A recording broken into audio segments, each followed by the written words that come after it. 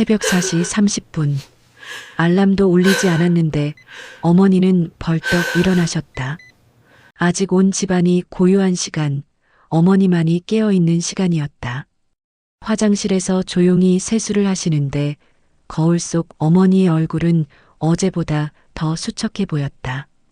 볼이 패이고 눈 밑에는 검은 그림자가 드리워져 있었다. 68세라는 나이가 무색할 정도로 깊은 피로가 얼굴에 새겨져 있었다. 기침, 기침. 목에 뭔가 걸린 듯 기침이 나왔다. 어머니는 재빨리 입을 막으셨다. 가족들이 깨면 안 되니까. 찬물로 입을 헹구고 나서야 기침이 멈췄다. 서랍에서 낡은 작업복을 꺼내셨다. 구멍이 여러 군데 뚫린 검은색 바지와 때가 잔뜩 묻은 회색상에 아무리 빨아도 지워지지 않는 얼룩들이 어머니의 고된 하루를 말해주고 있었다. 옷을 갈아입고 부엌으로 나오신 어머니는 또 기침을 하셨다. 이번엔 조금 심했다. 휴지로 입을 막았는데 그 휴지에 붉은 점이 묻어 있는 것 같았다. 어머니는 재빨리 그 휴지를 쓰레기통에 버리셨다. 냉장고에서 밥을 꺼내 급하게 식사를 준비하셨다. 김치 몇 개와 미역국 한 그릇. 그마저도 반 정도만 드시고 나머지는 남기셨다. 요즘 어머니는 입맛이 없으셨다. 아니, 입맛이 없다기보다는 뭔가 목에 잘 넘어가지 않았다. 새벽 5시 20분. 현관에서 운동화 끈을 묶으시는데 허리가 아픈지 소리가 나셨다. 무거운 것을 계속 들어서 그런가 허리가 점점 더 아프셨다. 하지만 참을 수밖에 없었다. 다녀오겠습니다. 아무도 듣지 않는 인사를 작은 소리로 하시고는 문을 조용히 닫으셨다. 집에서 나와 어두운 골목길을 걷는 어머니의 발걸음은 무거웠다. 새벽 공기는 차가웠고 가로등 불빛만이 어머니의 길을 비춰주었다. 버스 정류장까지는 15분 걸었다. 중간에 몇 번 멈춰서 기침을 하시고 허리를 펴시기도 했다. 숨이 조금 가빠지는 것 같았다. 예전 같으면 이 정도 거리는 아무렇지도 않았는데 버스를 기다리며 어머니는 핸드폰을 꺼내셨다. 가족들에게서 온 메시지는 없었다. 요즘 아이들은 너무 바빴다. 큰아들 민수는 회사 일로, 둘째 은정이는 아이 키우느라, 막내 진호는 취업 준비로 모두 각자의 삶에 바쁘게 살고 있었다. 버스가 왔다. 어머니는 힘겹게 버스에 올라타셨다. 다리에 힘이 예전 같지 않았다. 좌석에 앉으니 조금 숨이 찼다. 어디까지 가세요? 기사님이 물어보셨다. 공단까지요. 아, 일하러 가시는군요. 이른 시간에 고생이 많으십니다. 어머니는 미소만 지으셨다. 고생이라. 정말 고생이었다. 하지만 어쩔 수 없었다. 버스는 공단 쪽으로 향했다. 창밖으로 아직 어둠이 깔린 도시가 지나갔다. 어머니는 그 풍경을 바라보며 생각에 잠기셨다. 언제부터였을까? 이렇게 몰래 일을 시작한 게 아마 작년 여름쯤이었던 것 같다. 남편이 돌아가시고 나서 경제적으로 어려워졌을 때였다. 아이들에게는 말할 수 없었다. 모두 자기 앞가림도 힘든 상황이었으니까. 처음에는 단순한 포장 작업이었다. 앉아서 할 수 있는 일이었고 그리 힘들지도 않았다. 하지만 시간이 지나면서 일의 강도가 세졌다. 무거운 박스를 들어야 했고 오래 서 있어야 했다. 그래도 참았다. 용돈이라도 벌어야 했으니까. 공단 입구입니다. 기사님의 안내방송에 어머니는 정신을 차리셨다. 버스에서 내려 공장으로 향하는 길, 어머니와 비슷한 나이의 분들이 몇 명 더 보였다. 모두 어머니처럼 이른 시간에 일하러 나온 분들이었다. 공장 앞에 도착하니 벌써 여러 명이 기다리고 있었다. 대부분 50대, 60대 아주머니들이었다. 어머니보다 나이가 많아 보이는 분들도 있었다. 어머니, 어서 오세요. 반장님이 어머니를 반겼다. 어머니는 이곳에서 일한 지 8개월 정도 됐다. 처음에는 어색했지만 이제는 익숙해졌다. 오늘도 잘 부탁드려요. 네, 고생 많으십니다. 공장 안으로 들어가니 벌써 기계들이 돌아가고 있었다. 컨베이어 벨트 위로 각종 부품들이 흘러나오고 작업자들은 그것들을 분류하고 포장하는 일을 했다. 어머니의 자리는 컨베이어 벨트 중간쯤이었다. 흘러나오는 부품들을 크기별로 분류해서 상자에 담는 일이었다. 간단해 보였지만 하루 8시간을 계속하면 꽤 힘든 일이었다. 작업복을 입고 자리에 앉으니 또 기침이 나왔다. 옆에서 일하시는 김아주머니가 걱정스럽게 바라보셨다. 어머니, 기침이 계속 나시네요. 병원에는 가보셨어요? 괜찮아요. 그냥 감기인 것 같아요. 그래도 오래 가면 안 좋아요. 저희 나이에는 몸 관리가 중요하다고요. 어머니는 고개만 끄덕이셨다. 병원에 가고 싶었다. 하지만 병원비가 부담됐다. 그리고 혹시 큰 병이라면 가족들이 걱정할까봐 더 무서웠다. 오전 9시 본격적인 작업이 시작됐다. 컨베이어 벨트가 돌아가기 시작하고 부품들이 쏟아져 나왔다. 어머니는 숙련된 손놀림으로 부품들을 분류하기 시작하셨다. 하지만 오늘은 유독 힘들었다. 어제보다 더 숨이 찼고 허리도 더 아팠다. 중간에 몇 번 쉬고 싶었지만 참으셔야 했다. 쉬는 시간이 정해져 있었으니까. 10시 30분. 첫 번째 휴식 시간이었다. 15분 동안의 짧은 휴식. 어머니는 화장실에 가서 또 기침을 하셨다. 이번엔 더 심했다. 목이 아프고 가슴이 답답했다. 휴지로 입을 막고 기침을 하는데 휴지에 또 붉은 점이 묻었다. 어머니는 당황하셨다. 이게 뭘까? 혹시? 어머니, 괜찮으세요? 화장실에서 나오는데 김아주머니가 걱정스럽게 물으셨다. 네, 괜찮아요. 얼굴이 안 좋아 보여요. 좀 쉬시죠. 아니에요. 괜찮아요. 어머니는 애써 웃으시며 작업장으로 돌아가셨다. 12시. 점심시간이었다. 다른 분들은 도시락을 드셨지만 어머니는 별로 드시지 않으셨다. 입맛도 없었고 뭔가 목에 잘 넘어가지 않았다. 대신 물을 많이 드셨다. 목이 계속 말랐다. 그리고 몸이 자꾸 춥다고 느껴졌다. 감기인가 싶어서 옷을 더 껴입으셨다. 오후 작업이 시작됐다. 오전보다 더 힘들었다. 부품들이 더 무거워 보였고 분류하는 속도도 점점 느려졌다. 다른 분들이 걱정스럽게 바라보시는 게 느껴졌다. 오후 3시쯤 어머니는 잠깐 어지러움을 느끼셨다. 앉아 있는데도 머리가 핑 돌았다. 이상했다.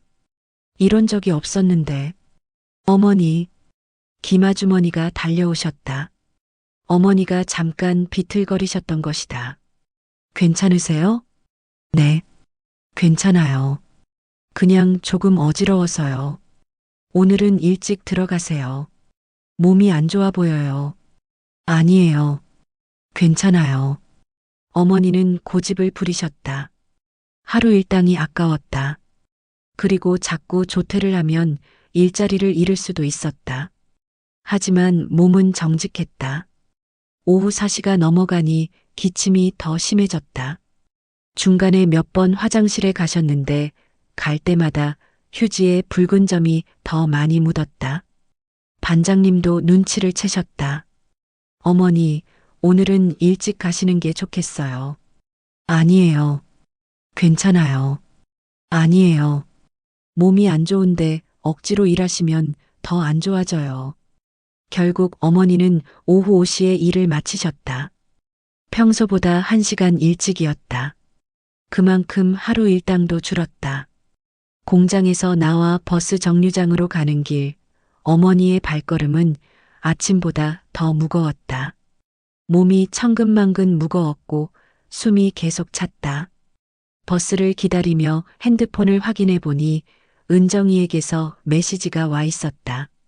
엄마, 저녁에 우리 집에서 같이 드실래요? 아이들이 할머니 보고 싶어 해요.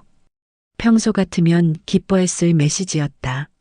하지만 오늘은 그럴 기력이 없었다. 오늘은 좀 피곤해서 집에서 쉴게. 다음에 갈게. 메시지를 보내고 나서 어머니는 한숨을 내쉬셨다. 손주들을 보고 싶었지만 이런 모습으로는 갈 수 없었다. 버스 안에서 어머니는 창밖을 바라보며 생각에 잠기셨다. 언제까지 이 일을 계속할 수 있을까? 몸이 점점 안 좋아지는 것 같은데. 하지만 멈출 수는 없었다.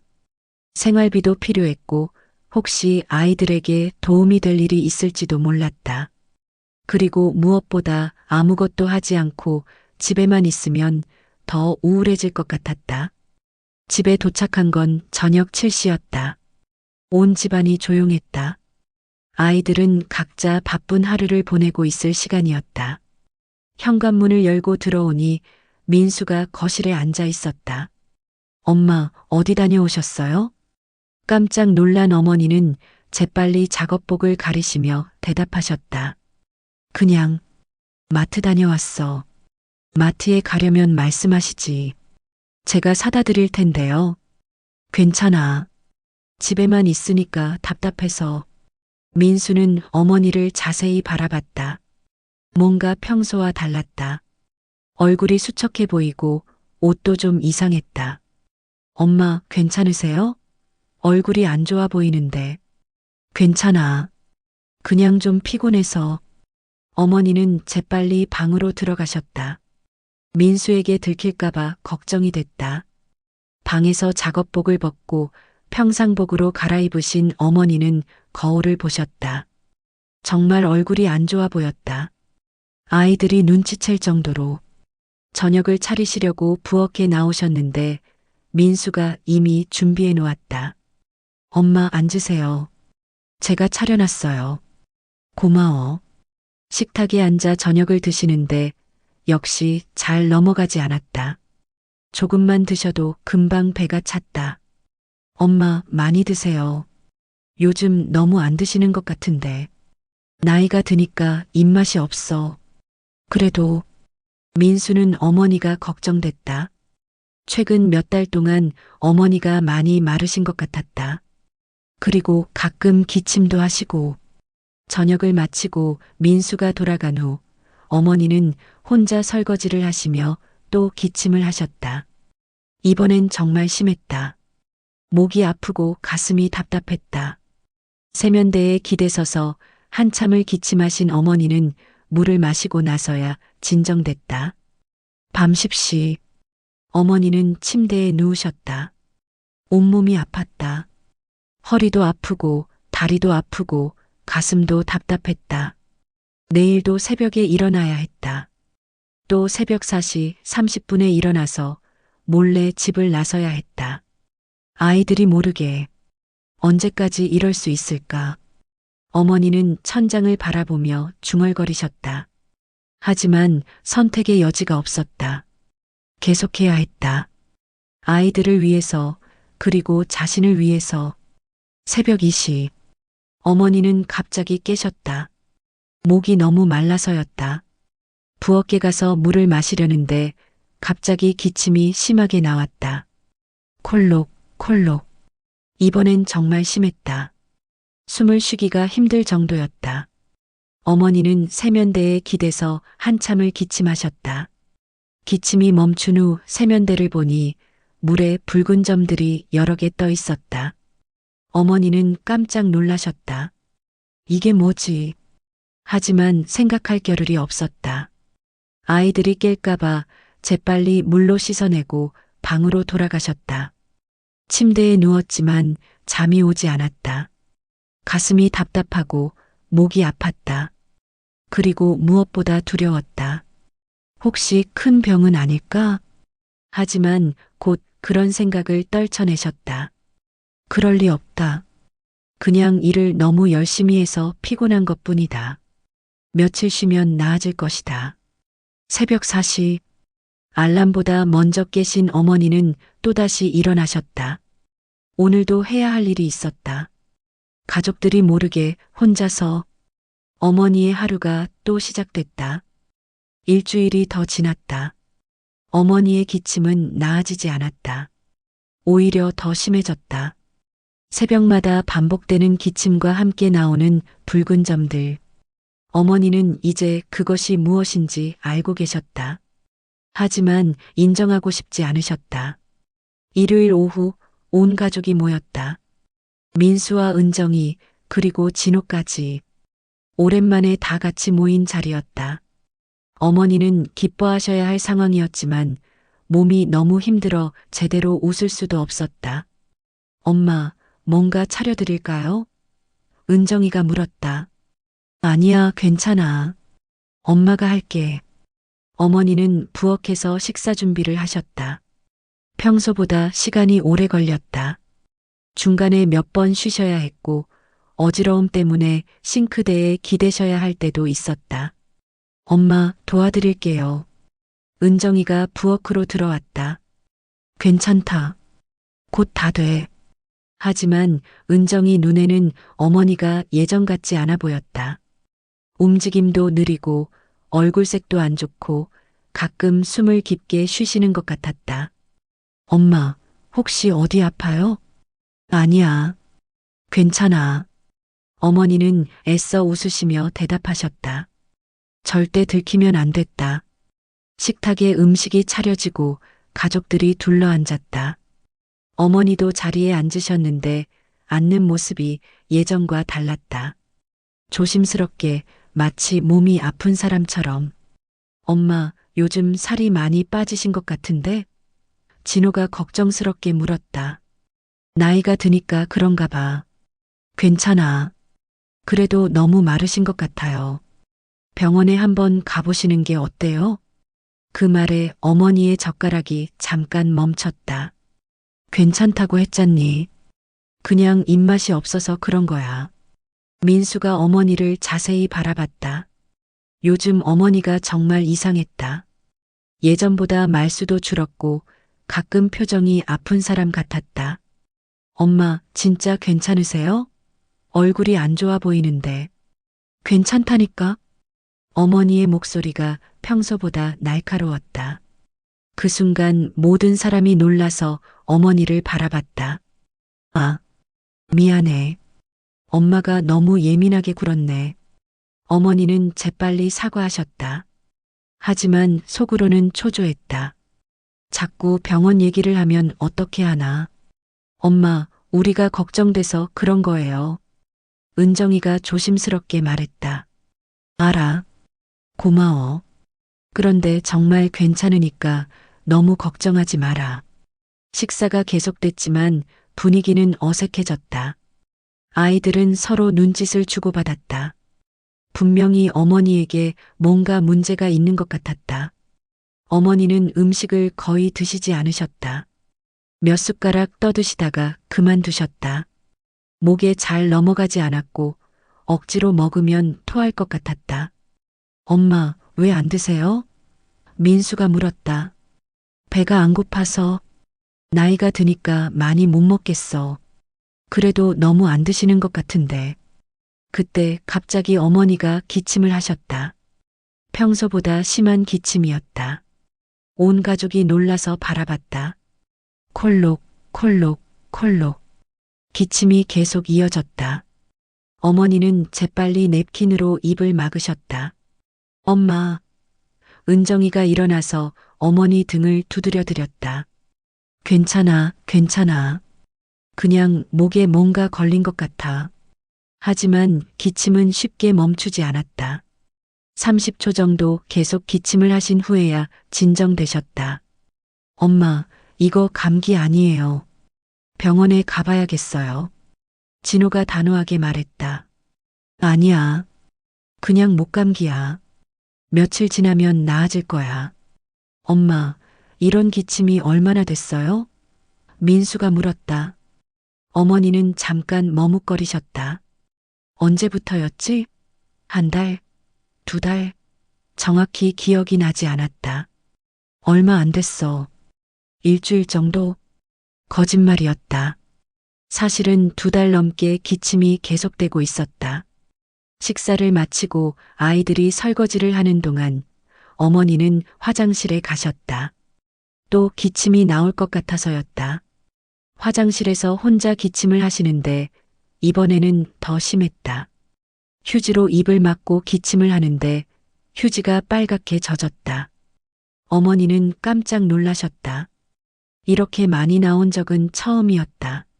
재빨리 물로 입을 헹구고 휴지를 변기에 버리셨다. 거울을 보니 얼굴이 창백해져 있었다. 입술도 파랗게 변해 있었다. 이럴 수는 없어. 어머니는 중얼거리셨다. 하지만 어떻게 해야 할지 몰랐다. 병원에 가면 큰 병이라고 할 것 같아 무서웠고 아이들에게 말하면 걱정을 끼칠 것 같았다. 화장실에서 나와 거실로 돌아왔을 때 아이들이 뭔가 심각하게 이야기하고 있었다. 뭐 얘기하고 있어? 아, 엄마. 별거 아니에요. 하지만 어머니는 느끼셨다. 분명히 자신에 대한 이야기였을 것이라고. 아이들이 돌아간 후 어머니는 혼자 남았다. 조용한 집안에서 어머니의 기침 소리만 울렸다. 저녁 7시. 어머니는 평소처럼 간단한 저녁을 드시려고 했지만 역시 잘 넘어가지 않았다. 물만 조금 마시고 침대에 누우셨다. 하지만 잠이 오지 않았다. 가슴이 답답하고 숨쉬기가 힘들었다. 그리고 무엇보다 두려웠다. 밤 9시쯤 민수에게서 전화가 왔다. 엄마, 괜찮으세요? 응, 괜찮아. 왜? 오늘 보니까 정말 안 좋아 보이셔서요. 내일 제가 모시고 병원에 갈까요? 아니야. 괜찮다고 했잖아. 엄마, 진짜 병원에 가봐야겠어요. 기침도 심하고 살도 많이 빠지시고. 민수야. 어머니의 목소리가 단호해졌다. 엄마가 괜찮다고 하면 괜찮은 거야. 너무 걱정하지 마라. 하지만 그만해. 엄마는 괜찮아. 전화를 끊은 후 어머니는 한숨을 내쉬셨다. 아이들의 걱정하는 마음은 고마웠지만 지금은 들킬 수 없었다. 새벽 2시. 어머니는 또 깨셨다. 이번에는 가슴이 너무 아파서였다. 마치 누군가 가슴을 꽉 누르는 것 같았다.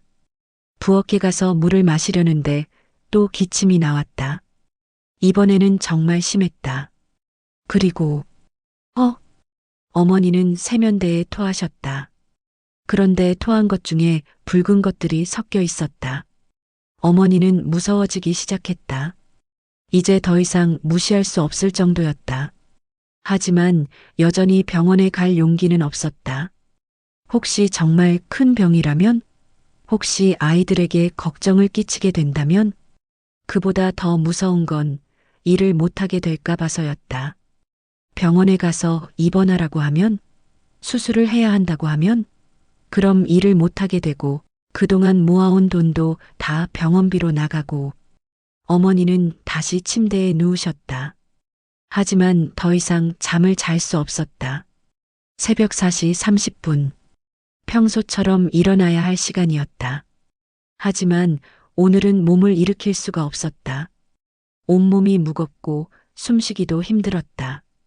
그래도 가야 해. 어머니는 억지로 몸을 일으키셨다. 아프다고 쉬면 안 됐다. 일당이 줄어들고 자리를 잃을 수도 있었다. 화장실에서 세수를 하는데 거울 속의 모습이 충격적이었다. 얼굴이 창백하고 눈이 푹 꺼져 있었다. 완전히 아픈 사람의 얼굴이었다. 하지만 갈 수밖에 없었다. 작업복을 입고 집을 나서는데 평소보다 훨씬 힘들었다. 몇 걸음 걷다가 쉬셔야 했고 숨이 많이 찼다. 버스 정류장까지 가는 길이 이렇게 멀게 느껴진 적이 없었다. 중간에 몇 번 멈춰서 기침을 하셨는데 지나가는 사람들이 걱정스럽게 바라봤다. 버스에 올라타서 자리에 앉으니 어지러웠다. 창밖을 바라보며 깊게 숨을 쉬셨다. 오늘 하루만 더 버티자. 공장에 도착해서 작업복을 갈아입는데 김아주머니가 깜짝 놀라셨다. 어머니, 얼굴이 왜 이래요? 완전 아픈 사람 같은데요? 괜찮아요. 그냥 잠을 못 자서 그래요. 이거 괜찮은 게 아니에요. 오늘은 집에 가세요. 아니에요. 괜찮아요. 어머니는 고집을 부리시며 작업장으로 들어가셨다. 하지만 일을 시작한 지 30분도 안 되어 문제가 생겼다. 부품을 분류하시던 어머니가 갑자기 기침을 심하게 하기 시작한 것이다. 콜록, 콜록, 콜록. 기침이 멈추지 않았다. 다른 작업자들도 모두 걱정스럽게 바라봤다. 어머니, 김아주머니가 달려왔다. 어머니는 계속 기침을 하시며 휴지로 입을 막으셨다. 그런데 휴지가 순식간에 빨갛게 젖었다. 피가 나와요. 누군가 소리쳤다. 반장님이 달려왔다. 어머니, 빨리 병원에 가셔야겠어요. 아니에요. 괜찮아요. 어머니가 힘겹게 말씀하셨다. 하지만 기침은 멈추지 않았다. 그리고 더 많은 피가 나왔다. 119 불러요. 반장님이 소리쳤다. 아니에요. 안 돼요. 어머니가 애써 말렸다. 그냥 집에 갈게요. 이 상태로 집에 어떻게 가요? 어머니는 비틀거리며 일어나려고 했다. 하지만 다리에 힘이 없어 주저앉으셨다. 어머니. 그 순간 어머니는 의식을 잃으셨다. 김아주머니가 재빨리 119에 신고했고 어머니의 핸드폰에서 민수의 번호를 찾아 전화를 걸었다. 여보세요? 혹시 김영숙 어머니 아드님이세요? 네. 저희 어머니가 왜요? 어머니가 쓰러지셨어요. 지금 구급차가 오고 있어요. 뭐라고요? 어디서요? 김아주머니는 당황했다. 아들이 어머니가 일하는 걸 모르는 것 같았다. 네. 그게 일터에서요. 일터라니요? 저희 어머니는 일을 안 하시는데. 그 순간 김아주머니는 깨달았다. 어머니가 가족들에게 비밀로 일하고 있었던 것이다. 일단 병원으로 오세요. 설명은 나중에 드릴게요. 전화를 끊은 민수는 급히 회사를 나와 병원으로 향했다. 은정이와 진호에게도 연락을 했다. 구급차가 도착했고 어머니는 응급실로 이송됐다. 의식은 돌아오셨지만 상태는 좋지 않았다. 보호자는 어디 계세요? 의사가 물었다. 지금 오고 있어요. 김아주머니가 대답했다. 30분 후 민수가 병원에 도착했다. 그 뒤로 은정이와 진호도 왔다. 엄마. 민수가 응급실로 뛰어들어갔다. 침대에 누워 계신 어머니를 보는 순간 민수는 충격을 받았다. 어머니의 모습이 너무 안 좋아 보였다. 엄마, 괜찮으세요? 응, 괜찮아. 어머니가 힘겹게 대답하셨다. 그런데 엄마 일터에서 쓰러지셨다는데 어떤 일을 하고 계셨어요? 어머니는 대답하지 못하셨다. 들켜버린 것이다. 엄마. 은정이가 눈물을 흘리며 어머니 손을 잡았다. 의사가 들어왔다. 보호자분들이세요? 네. 환자분 상태가 좋지 않습니다. 일단 정밀 검사를 해봐야겠어요. 무슨 병인가요? 아직 확실하지 않지만 폐에 문제가 있는 것 같습니다.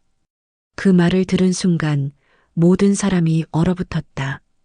어머니가 숨겨온 비밀이 드러났다. 그리고 그 비밀 뒤에는 더 큰 아픔이 숨어 있었다. 병원 복도에는 무거운 침묵이 흘렀다. 어머니는 검사를 받으러 가셨고 아이들은 대기실에서 불안한 마음으로 기다리고 있었다. 민수가 먼저 입을 열었다. 도대체 언제부터 일을 하신 거지? 은정이가 고개를 저었다. 전혀 몰랐어. 엄마가 그냥 집에서 쉬시는 줄 알았는데. 진호가 주먹을 꽉 쥐었다. 우리가 너무 무관심했던 것 같아. 엄마가 이렇게 아프신 줄도 모르고. 그때 김아주머니가 다가왔다. 실례합니다. 어머니 가족분들이시죠? 네, 맞습니다. 김아주머니는 조심스럽게 말을 꺼냈다. 어머니가 8개월 정도 저희 공장에서 일하셨어요. 8개월이요? 민수가 놀라며 물었다. 네. 새벽 6시부터 오후 6시까지 거의 매일 오셨어요. 아프신 걸 아시면서도. 아프신 걸 아셨다고요? 김아주머니가 고개를 끄덕였다. 최근 2달 동안 기침이 계속 나셨어요. 그리고 점점 심해지더니 오늘은 완전히. 은정이가 눈물을 흘렸다. 왜 아무도 우리에게 연락을 안 해주셨어요? 어머니가 절대 가족에게는 말하지 말라고 하셔서요. 일을 하는 것도 비밀이고 아픈 것도 비밀이라고. 그 순간 모든 사람이 말을 잃었다. 어머니가 얼마나 많은 것을 혼자 감당해 오셨는지 깨달았다. 그런데 왜 그렇게 힘든 일을 하셨을까요? 진호가 물었다. 김아주머니가 잠깐 머뭇거렸다. 어머니가 가끔 말씀하셨어요. 아이들 뒷바라지하느라 평생 고생만 하셨는데 이제라도 뭔가 남겨주고 싶다고. 남겨주고 싶다고요? 네. 아이들이 어려울 때 도움이 될 수 있도록 돈을 모으고 계셨어요. 민수가 허무하게 웃었다. 우리 때문에 그런 고생을 하신 거네요. 그때 의사가 나왔다. 모든 사람이 벌떡 일어났다. 보호자분들, 잠깐 상담실로 오시겠습니까? 상담실에서 의사는 심각한 표정으로 말했다. 환자분 상태가 생각보다 좋지 않습니다. 어떤 병인가요? 폐암 3기입니다.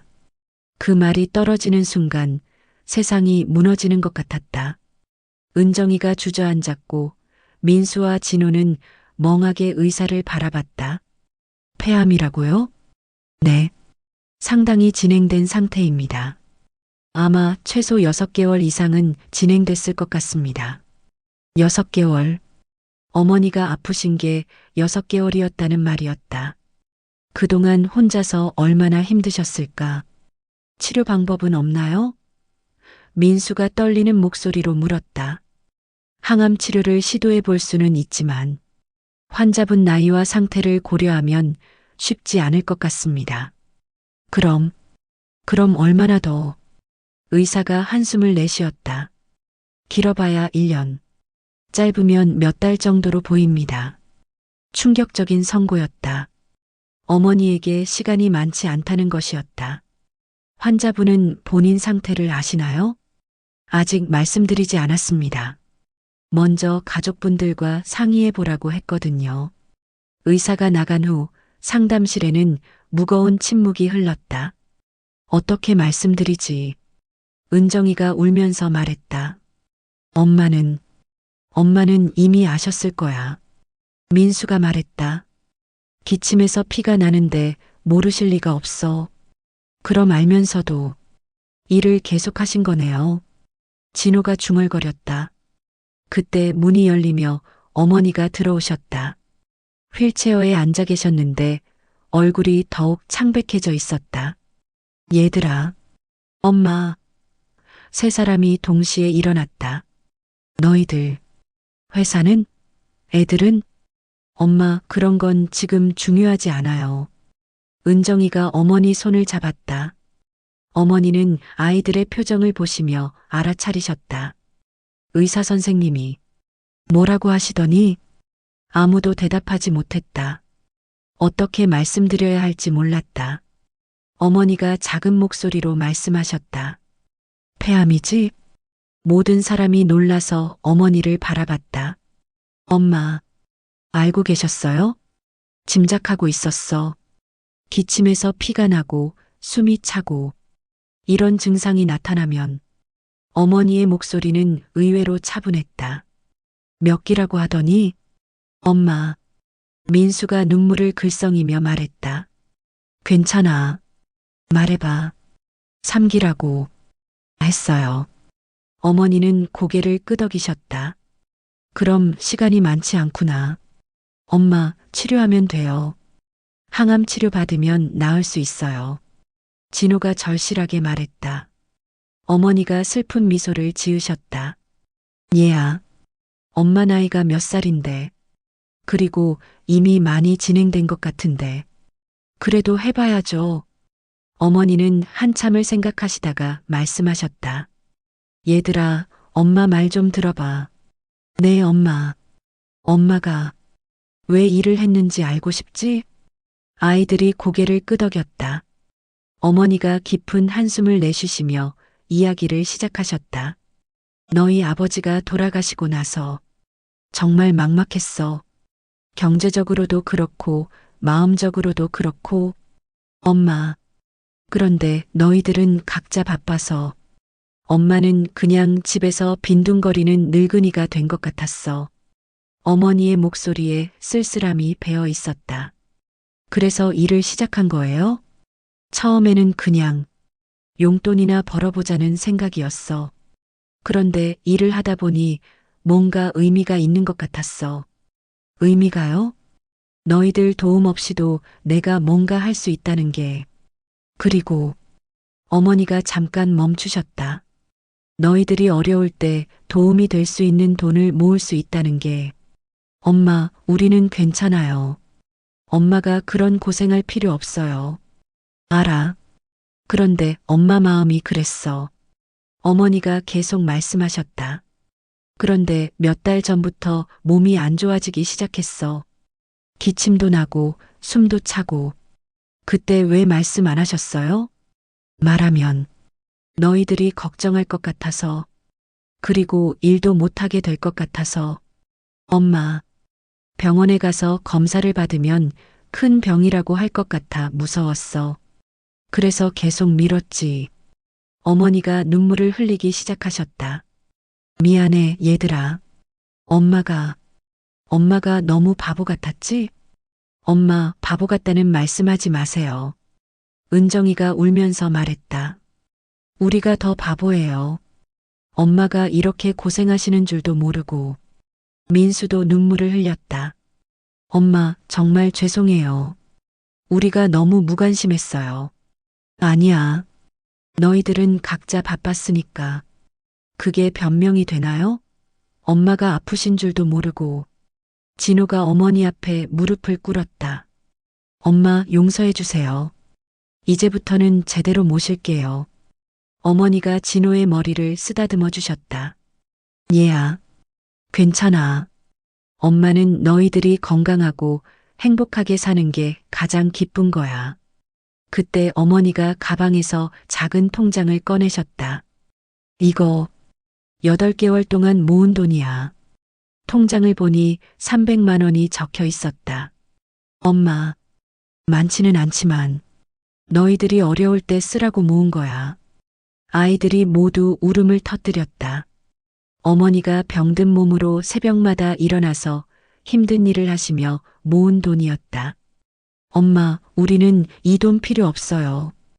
민수가 말했다. 엄마 치료비로 써야죠. 은정이가 덧붙였다.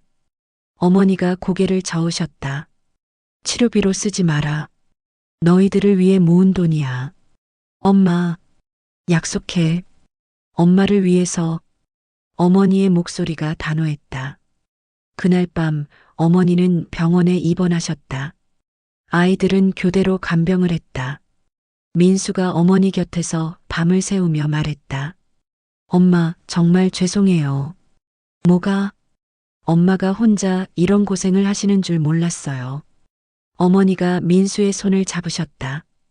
얘야, 엄마는 후회하지 않아. 네. 너희들을 키우면서 너희들 뒷바라지하면서 힘들었지만 후회한 적은 없어. 엄마. 그리고 마지막에 이렇게라도 너희들을 위해 뭔가 할 수 있어서 오히려 고마워.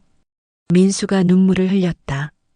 엄마, 우리가 더 일찍 눈치챘으면 그럼 일을 못하게 했을 거잖아.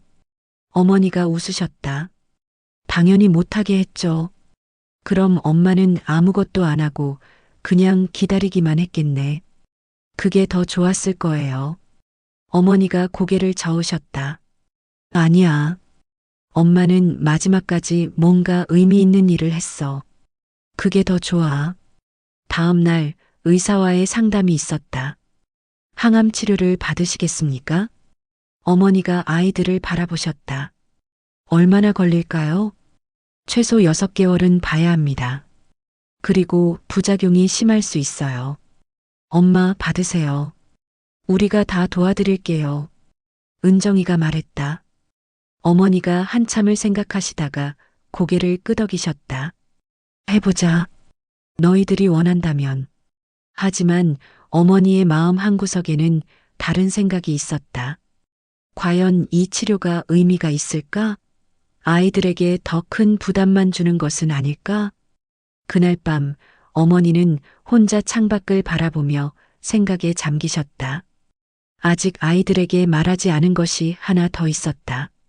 사실 어머니는 몇 달 전부터 알고 계셨다. 자신이 얼마나 더 살 수 있을지를. 그리고 그 시간 동안 아이들을 위해 무엇을 해야 할지도 이미 정해두셨다. 어머니의 진짜 계획이 시작되려고 하고 있었다.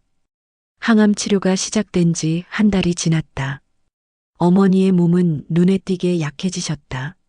머리카락은 대부분 빠져서 모자를 쓰고 계셨고 얼굴은 더욱 야위어졌다. 하지만 아이들은 포기하지 않았다. 민수는 회사를 휴직했고 은정이는 아이들을 친정어머니께 맡기고 매일 병원에 왔다. 진호는 취업 준비를 미루고 어머니 간병에 매달렸다. 얘들아, 어머니가 힘겹게 말씀하셨다. 너희들 때문에 사는 것 같아. 엄마, 힘내세요. 조금만 더 견디면 좋아지실 거예요. 은정이가 어머니 손을 꽉 잡았다. 하지만 어머니는 알고 계셨다. 치료 효과가 없다는 것을, 오히려 몸만 더 괴롭다는 것을. 의사도 가족들에게 조심스럽게 말했다. 환자분이 치료를 많이 힘들어 하시는 것 같습니다. 나이를 고려하면. 선생님, 그래도 계속해보죠. 민수가 간절하게 말했다. 조금이라도 시간을 더 벌 수 있다면. 물론입니다. 하지만 환자분 의견도 중요합니다. 그날 밤 어머니는 아이들을 불러 앉히셨다. 얘들아, 엄마 말 좀 들어봐. 네, 엄마. 항암 치료. 그만했으면 좋겠어. 엄마. 세 사람이 동시에 소리쳤다. 왜 그런 말씀을 하세요? 어머니가 깊은 한숨을 내쉬셨다. 너무 힘들어. 그리고 효과도 없는 것 같고 아직 한 달밖에 안 됐어요. 조금만 더 해보세요. 얘야. 어머니가 민수를 바라보셨다. 엄마가 얼마나 남았는지 알잖니. 그래서 더 해야 하는 거 아니에요? 어머니가 고개를 저으셨다. 남은 시간을 이렇게 고통스럽게 보내고 싶지 않아. 차라리 뭐요? 차라리 편안하게 너희들과 함께 보내고 싶어? 병실에 무거운 침묵이 흘렀다. 진호가 눈물을 흘리며 말했다. 엄마, 포기하지 마세요. 우리가 있잖아요. 얘야, 이게 포기가 아니야. 이게 엄마의 선택이야. 어머니가 침대 옆 서랍을 열어서 봉투 하나를 꺼내셨다. 이거 너희들에게 줄 게 있어. 봉투 안에는 편지 3통이 들어 있었다. 각각 민수, 은정이, 진호의 이름이 적혀 있었다. 이게 뭐예요? 엄마가 너희들 각각에게 쓴 편지야. 아이들이 놀라서 어머니를 바라봤다. 언제 쓰셨어요? 병원에 입원하면서부터 조금씩 써왔어. 은정이가 떨리는 손으로 자신의 편지를 받았다. 지금 읽어봐도 될까요? 응, 읽어봐. 은정이가 편지를 펼쳐서 읽기 시작했다. 하지만 첫 줄을 읽자마자 목이 메어 더 이상 읽을 수 없었다.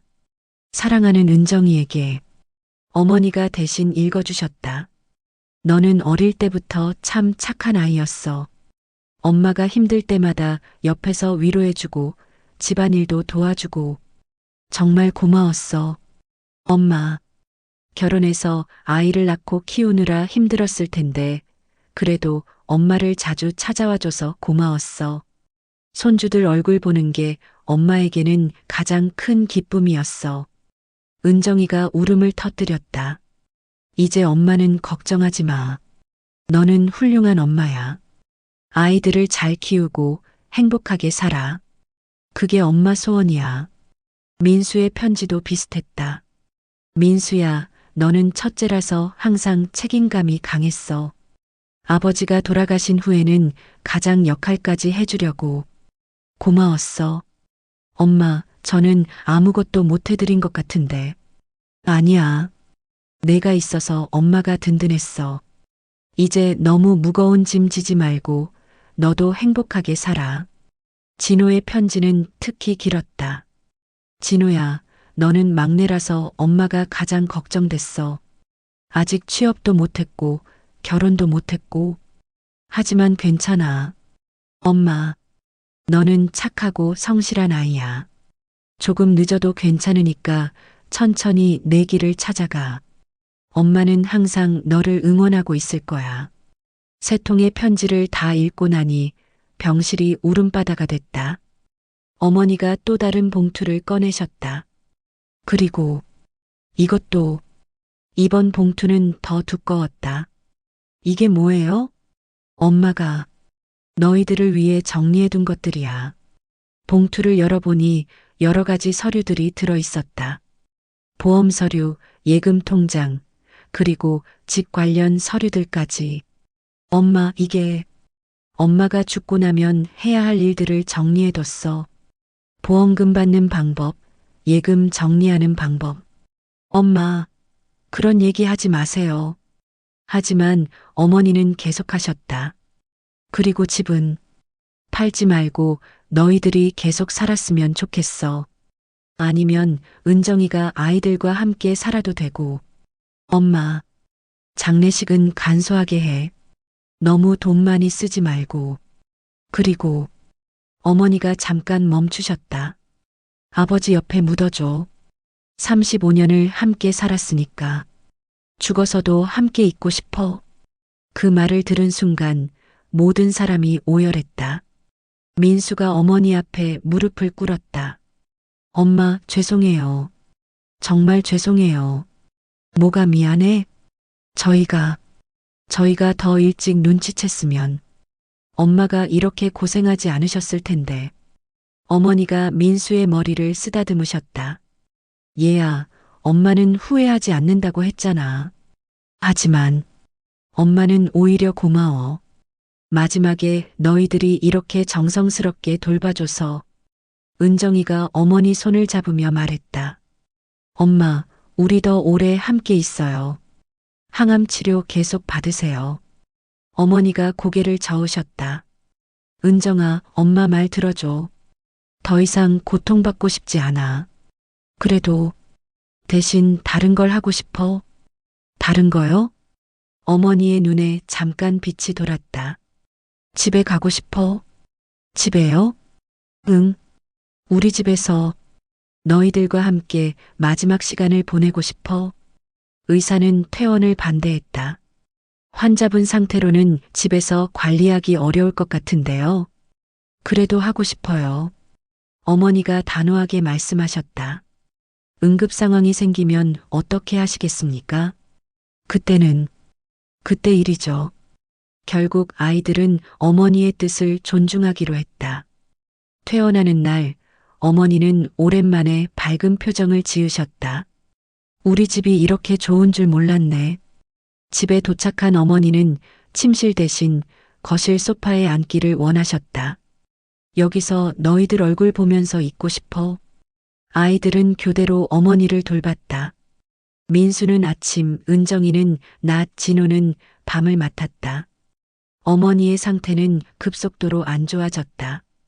음식도 거의 드시지 못하고 물도 조금씩만 드셨다. 하지만 이상하게도 어머니는 편안해 보이셨다. 엄마, 괜찮으세요? 진호가 물었다. 응, 집이 좋네. 우리 집이 이렇게 편안한 줄 몰랐어. 엄마, 진호야, 엄마 손 좀 잡아줄래? 진호가 어머니 손을 잡았다. 손이 많이 차가워져 있었다. 엄마가 너희들에게 못해준 게 많아서 미안해. 무슨 말씀이세요? 엄마는 저희한테 다 해주셨어. 아니야. 더 해주고 싶었는데. 시간이 부족했네. 엄마, 충분해요. 정말 충분하게 해주셨어요. 어머니가 미소를 지으셨다. 그래, 그럼 다행이네. 그날 밤 어머니의 호흡이 불규칙해졌다. 민수와 은정이도 급히 집에 왔다. 엄마, 병원 가요. 민수가 말했다. 아니야. 여기 있을래. 엄마. 어머니가 아이들을 하나씩 바라보셨다. 민수야. 고마웠어. 너 덕분에 엄마가 든든했어. 엄마. 은정아. 너도 고마웠어. 예쁜 손주들까지 보여줘서. 엄마 가지 마세요. 진호야. 너는 앞으로 잘 살아. 엄마가 지켜보고 있을 거야. 엄마. 어머니가 천천히 눈을 감으셨다. 사랑한다. 너희들. 그것이 어머니의 마지막 말씀이었다. 다음 날 아침 어머니는 고요히 숨을 거두셨다. 집에서 아이들이 지켜보는 가운데 어머니의 마지막 모습은 편안했다. 마치 오랫동안 고생한 후에 깊은 잠에 빠진 것 같았다. 장례식은 어머니의 뜻대로 간소하게 치렀다. 하지만 많은 사람들이 와서 어머니를 배웅했다. 공장에서 함께 일했던 아주머니들도 오셨다. 어머니 정말 좋은 분이셨어요. 김아주머니가 눈물을 흘리며 말했다. 마지막까지 가족들 걱정만 하시더라고요. 고맙습니다. 어머니가 일할 때 많이 도와주셔서. 아니에요. 저희가 더 감사했어요. 어머니 덕분에 가족의 소중함을 다시 깨달았거든요. 어머니는 아버지 옆에 조용히 묻히셨다. 35년 동안 함께했던 남편 곁에서 영원한 휴식에 들어가셨다. 장례를 마치고 집에 돌아온 아이들은 어머니의 방을 정리했다. 그런데 서랍 깊숙이에서 또 다른 봉투를 발견했다. 이게 뭘까? 봉투를 열어보니 어머니의 일기장과 편지가 하나 더 들어 있었다. 편지 겉봉에는 아이들이 모두 함께 있을 때 읽어주세요라고 적혀 있었다. 민수가 편지를 읽기 시작했다. 사랑하는 내 아이들에게. 어머니의 마지막 메시지가 시작되려고 하고 있었다. 어머니가 돌아가신 지 일주일이 지났다. 집은 여전히 어머니의 빈자리가 크게 느껴졌다. 소파에 앉을 때마다, 부엌에서 요리할 때마다 어머니의 모습이 떠올랐다. 민수, 은정이, 진호는 어머니 방에서 발견한 마지막 편지를 앞에 두고 앉아 있었다. 어머니가 돌아가신 후 발견한 편지였기에 더욱 소중했다. 읽어볼까? 민수가 조심스럽게 물었다. 응. 은정이와 진호가 동시에 고개를 끄덕였다. 민수가 떨리는 손으로 편지를 펼쳤다. 어머니의 친숙한 글씨체가 나타났다. 사랑하는 내 아이들에게. 민수의 목소리가 떨렸다. 하지만 계속 읽었다. 이 편지를 읽고 있다면 엄마는 이미 너희들 곁을 떠났을 것이다. 슬프겠지만 너무 오래 울지는 마라. 은정이가 벌써 눈물을 흘리기 시작했다. 엄마가 마지막에 하고 싶은 말이 있어서 이 편지를 쓴다. 민수가 계속 읽었다. 먼저 너희들에게 미안하다고 말하고 싶다. 아픈 것을 숨기고 일하는 것을 숨기고 너희들을 속여서 미안해. 엄마. 진호가 중얼거렸다. 하지만 후회하지는 않는다. 엄마는 마지막까지 너희들을 위해 뭔가 하고 싶었고 그것이 일을 하는 것이었어. 편지는 계속되었다. 8개월 동안 일하면서 깨달은 것이 있어. 나이가 들어도 아파도 누군가를 위해 할 수 있는 일이 있다는 게 얼마나 소중한지. 민수가 잠깐 멈춰서 눈물을 닦았다. 그 300만 원은 큰 돈은 아니지만 엄마가 너희들을 생각하며 모은 마음이야. 꼭 너희들을 위해 써라. 엄마, 우리는 그 돈 필요 없었는데. 은정이가 울먹였다. 편지는 더욱 깊은 내용으로 이어졌다. 그런데 사실 엄마가 너희들에게 남기고 싶은 건 돈이 아니야. 그럼 뭐예요? 진호가 중얼거렸다. 엄마가 너희들에게 남기고 싶은 진짜 유산은 바로 이거야. 서로를 사랑하고 서로를 돌보는 마음. 민수의 목소리가 더욱 떨렸다. 엄마가 죽고 나면 너희들은 서로만 있게 돼. 그때 서로 등 돌리지 말고 서로 의지하며 살아라. 그건 당연한 거 아니야. 은정이가 말했다. 편지는 계속되었다. 민수야, 너는 형이니까 동생들을 잘 챙겨줘. 하지만 너무 혼자서 모든 걸 감당하려고 하지는 마라. 동생들도 이제 다 컸으니까. 민수가 고개를 끄덕였다. 은정아, 너는 아이들 키우느라 바쁘겠지만 가끔은 오빠들과 시간을 보내라. 너희 아버지가 살아있을 때처럼. 네, 엄마. 은정이가 대답했다. 진호야, 너는 아직 어리다고 생각할지 모르지만 이제 형들을 도와야 할 때야. 취업도 중요하지만 가족도 중요하다는 걸 잊지 마라. 진호가 눈물을 흘렸다. 편지는 더욱 감동적인 내용으로 이어졌다. 그리고 너희들에게 꼭 하고 싶은 말이 있어. 엄마는 너희들을 키우면서 정말 행복했어. 엄마, 힘들 때도 있었고 걱정될 때도 많았지만 너희들이 있어서 엄마는 살 수 있었어. 민수가 흐느끼기 시작했다. 특히 아버지가 돌아가신 후에는 너희들이 엄마의 전부였어. 너희들 때문에 일어나고, 너희들 때문에 웃고, 너희들 때문에 살았어. 우리도 엄마가 전부였어요. 은정이가 울면서 말했다. 그런데 마지막에 아픈 것을 숨긴 건 너희들이 걱정할까 봐서였어. 너희들은 각자 힘든 일들이 많은데 엄마까지 걱정시키고 싶지 않았어. 편지를 읽는 민수의 목소리가 점점 작아졌다. 하지만 이제 알겠지? 가족이라는 건 혼자 견디는 게 아니라 함께 나누는 거라는 걸. 맞아요, 엄마. 진호가 대답했다. 엄마가 아팠을 때 너희들이 함께 해줘서 정말 고마웠어. 그런 너희들을 보면서 엄마는 편안하게 갈 수 있었어. 편지는 마지막 부분으로 향하고 있었다. 이제 엄마는 아버지 곁에 가서 편안하게 쉴 거야. 너희들 걱정은 하지 마라. 엄마, 우리가 잘할 수 있을까요? 은정이가 중얼거렸다. 편지는 그 걱정에 대한 답도 하고 있었다. 너희들은 이미 충분히 훌륭해. 엄마가 아플 때 보여준 모습이 그 증거야. 엄마, 앞으로도 그렇게 서로 사랑하고 서로 돌보며 살아라. 그게 엄마가 너희들에게 바라는 전부야. 편지는 거의 끝나가고 있었다. 그리고 가끔은 엄마를 찾아와라. 아버지와 함께 있는 곳으로. 좋은 일이 있을 때도 힘든 일이 있을 때도 당연히 그래야죠. 민수가 말했다. 엄마는 항상 너희들을 지켜보고 있을 거야.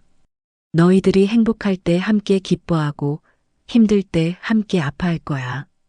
마침내 편지의 마지막 부분이었다. 마지막으로 엄마를 너무 그리워하지는 마라. 대신 엄마가 남긴 사랑을 기억해라. 민수의 목소리가 떨렸다.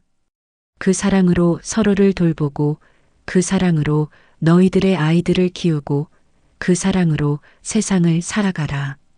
네, 엄마. 세 사람이 동시에 대답했다. 그럼 그게 엄마가 이 세상에 남긴 가장 큰 유산이 될 거야. 편지의 마지막 줄이었다. 사랑한다, 내 아이들. 그리고 고맙다. 너희들 덕분에 엄마는 정말 행복한 인생이었어. 편지를 다 읽고 나니 세 사람 모두 울고 있었다. 하지만 이상하게도 마음이 따뜻했다. 한참을 울고 난 후 진호가 말했다. 엄마가 정말 대단하신 것 같아. 왜? 마지막까지 우리 걱정만 하셨잖아. 자기는 그렇게 아프셨으면서. 은정이가 고개를 끄덕였다. 맞아. 그리고 우리에게 정말 소중한 걸 남겨주셨어. 뭘? 서로를 사랑하는 마음. 그게 진짜 유산이었구나. 민수가 어머니의 일기장을 펼쳤다. 그 안에는 어머니의 마지막 몇 달간의 생각들이 적혀 있었다. 오늘도 공장에 갔다. 기침이 더 심해졌지만 참았다. 아이들이 걱정할까봐. 민수가 회사에서 힘들어하는 것 같다. 도와주고 싶지만 내가 할 수 있는 건 기도뿐이다. 은정이가 아이 둘째를 가졌다고 했다. 기쁘지만 걱정도 된다. 내가 더 오래 살아서 도와줄 수 있으면 좋을 텐데. 진호가 아직 취업을 못했다. 조급해하지 말고 천천히 했으면 좋겠는데. 일기를 읽을수록 어머니의 마음이 느껴졌다. 마지막까지 자식들을 생각하는 마음. 그리고 마지막 일기였다. 병원에서 폐암이라고 했다. 생각했던 대로다. 하지만 슬프지 않다. 지금까지 충분히 행복했으니까. 아이들이 걱정할 텐데. 어떻게 말해야 할까? 그래도 다행인 건 마지막에 아이들과 함께 보낼 시간이 있다는 것이다. 8개월 동안 일하면서 모은 돈도 아이들에게 줄 수 있고, 내가 죽고 나면 아이들이 서로 더 의지하며 살았으면 좋겠다. 그게 내 마지막 소원이다. 일기를 다 읽고 나니 어머니의 마음이 더욱 잘 이해됐다. 엄마는 마지막까지 우리를 생각하셨구나. 은정이가 말했다. 그런데 정말 신기한 게 진호가 말을 이었다. 뭐가? 엄마가 돌아가신 후에 우리가 더 가까워진 것 같아. 정말 그랬다. 어머니를 간병하면서 그리고 어머니를 보내면서 세 형제자매는 더욱 끈끈해졌다. 엄마의 마지막 소원이 이루어진 거네. 민수가 말했다. 그날부터 세 형제자매는 정기적으로 만나기로 했다. 매주 일요일 어머니 집에서. 첫 번째 모임에서 민수가 말했다. 우리 엄마가 모아주신 그 300만 원. 어떻게 할까? 엄마 뜻대로 우리를 위해 써야지. 은정이가 말했다. 그런데 뭘 위해? 진호가 제안했다. 우리 가족 여행 가는 건 어때? 엄마가 못 가보셨던 곳으로. 좋은 생각이야. 그리고 남은 돈으로는 엄마 묘소를 좀 더 예쁘게 꾸며드리자. 그래, 그게 좋겠다. 두 번째 모임에서는 더 구체적인 계획을 세웠다. 엄마가 맨날 제주도 가보고 싶다고 하셨잖아. 은정이가 말했다. 맞아. 그럼 제주도로 가자. 그런데 엄마 사진도 가져가서 함께 여행하는 것처럼 하면 어때? 좋은 생각이야. 세 번째 모임에서는 각자의 근황을 나눴다. 나는 회사에 복직했어. 그런데 이제 일만 하는 게 아니라 가족과 보내는 시간도 중요하게 생각하게 됐어. 민수가 말했다. 나도 마찬가지야. 아이들에게도 할머니 이야기를 많이 해주고 있어. 할머니가 얼마나 우리를 사랑하셨는지. 은정이가 덧붙였다. 나는 취업 준비를 다시 시작했어. 엄마가 응원해 주신다고 생각하니까 더 힘이 나. 진호가 말했다. 넷째 모임에서는 특별한 소식이 있었다. 나 드디어 취업됐어. 진호가 기쁘게 소리쳤다. 정말 축하해. 엄마가 도와주신 것 같아. 면접 볼 때 엄마 생각하니까 떨리지 않더라고. 엄마가 정말 기뻐하실 거야. 그리고 1년이 지났다. 어머니 일주기에 온 가족이 묘소를 찾았다. 은정이의 둘째 아이도 태어나서 함께 왔다. 엄마, 저희 왔어요. 민수가 묘비 앞에서 말했다. 엄마가 말씀하신 대로 서로 사랑하며 잘 살고 있어요. 은정이가 덧붙였다. 그리고 엄마가 모아주신 돈으로 정말 좋은 추억 만들었어요. 진호가 말했다. 묘비 앞에는 새로운 꽃들이 놓여 있었다. 그리고 작은 액자 하나도 있었다. 제주도에서 찍은 가족 사진이었다. 어머니 사진도 함께 놓고 찍은 사진이었다. 엄마, 보이세요? 우리 정말 행복해요. 은정이가 말했다. 그날 밤 집으로 돌아온 세 형제자매는 다시 어머니의 편지를 읽었다. 엄마가 남긴 진짜 유산이 뭔지 이제 알겠어. 민수가 말했다. 응. 서로를 사랑하는 마음. 그리고 가족의 소중함. 진호가 마지막으로 말했다. 엄마는 돈을 남겨주신 게 아니라 우리를 더 가깝게 만들어주신 거구나. 정말 그랬다. 어머니가 돌아가신 후 세 형제자매는 더욱 가까워졌다. 서로를 더 아끼고 더 자주 만나고 더 많은 이야기를 나눴다. 그리고 각자의 삶에서도 변화가 있었다. 민수는 일 중독에서 벗어나 가족과 보내는 시간을 늘렸다. 은정이는 둘째를 낳아 기르면서도 형제들과의 관계를 소중히 했다. 진호는 취업 후에도 형들을 자주 찾아가며 가족의 끈을 이어갔다. 2년 후 민수가 결혼을 발표했다. 엄마가 보셨으면 얼마나 기뻐하셨을까. 은정이가 말했다. 분명히 보고 계실 거야. 진호가 대답했다. 결혼식 날 신랑석 맨 앞에는 어머니 사진이 놓여 있었다. 하얀 국화꽃과 함께. 엄마, 저 결혼해요. 엄마가 원하시던 대로 좋은 사람 만났어요. 민수가 사진을 보며 말했다. 그리고 3년 후 진호도 결혼했다. 엄마, 이제 막내도 장가갔어요. 걱정 마세요. 진호가 어머니 묘소에서 말했다. 5년이 지난 지금 세 형제자매는 여전히 매주 일요일에 만난다. 이제는 각자의 배우자와 아이들도 함께. 어머니 집은 여전히 세 형제자매의 모임 장소다. 그리고 거실 한쪽에는 어머니 사진이 걸려 있다. 할머니가 누구세요? 손주 중 하나가 물었다. 할머니는 우리 가족을 가장 사랑하셨던 분이야. 은정이가 대답했다. 할머니가 남겨주신 가장 큰 선물이 뭔지 아니? 뭐예요? 바로 이거야. 우리 가족이 이렇게 함께 모여서 사랑하며 사는 것. 아이가 고개를 끄덕였다. 그렇다. 어머니가 남긴 진짜 유산은 돈이 아니었다. 병든 몸으로 8개월 동안 새벽마다 일어나서 일하신 이유도, 마지막까지 가족을 걱정하신 이유도, 모든 고통을 혼자 감당하신 이유도 모두 하나였다. 가족이 서로 사랑하며 살기를 바라는 마음. 그 마음이 어머니가 이 세상에 남긴 가장 소중한 유산이었다. 어머니는 떠나셨지만 그 사랑은 계속 이어지고 있다. 자식들에게, 손주들에게, 그리고 앞으로 태어날 모든 후손들에게. 그것이 진정한 어머니의 유산이었다. 창가에 걸린 어머니 사진이 따스한 미소를 짓고 있는 것 같았다. 마치 잘했다. 내 아이들아라고 말하는 것처럼. 어머니의 사랑은 영원히 계속될 것이다. 완.